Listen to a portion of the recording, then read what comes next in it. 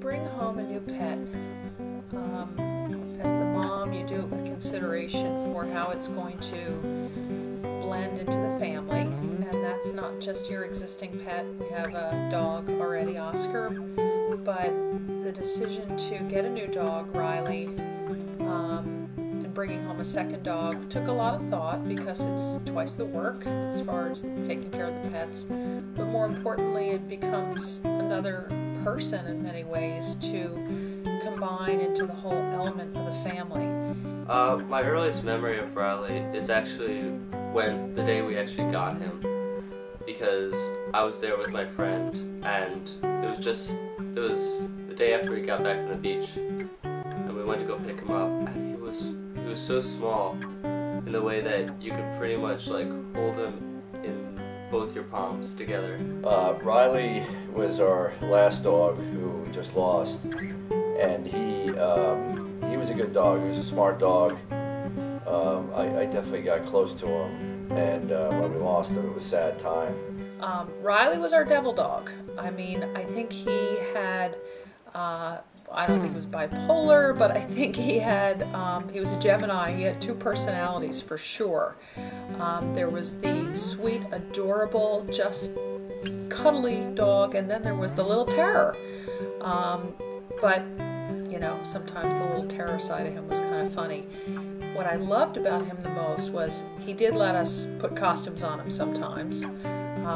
My daughter Ashley went into a contest when she was like 6 where she and her dog had to be in a uniform type costume, so they both dressed like zebras. When I think of Riley, I think of this very unique dog in the way that even in his litter, he was one of the few dogs that was both black and white, and had just a unique pattern on his face where both his eyes were in black, but he had a white stripe down his face. But both blotches on his eyes weren't weren't symmetrical, so it always looked like his face was a little slanted. So when dogs get sick, you never know how bad it is because, you know, they don't tell you and you can't communicate with them, of course. So we were working with the dog for a long period of time, take him to the vet, and it didn't seem bad until, you know, at the end when the doctor started talking about a termination. So that's when it really struck home. You know, when your pet gets sick, as a mom, I can't explain it. It's a very helpless feeling because it's one thing when you have a young infant and the baby's sick, but there's so much that doctors know and pick up on.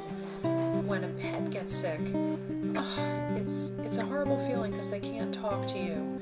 They come to you, they look at you with those big sad eyes. Once we got to the animal hospital and Riley came out and we saw him, it was hard because it wasn't really Riley, he was in pain, so it was hard to see him. And Mom and Dad wanted to spend more time with him, but I didn't really want to because he was in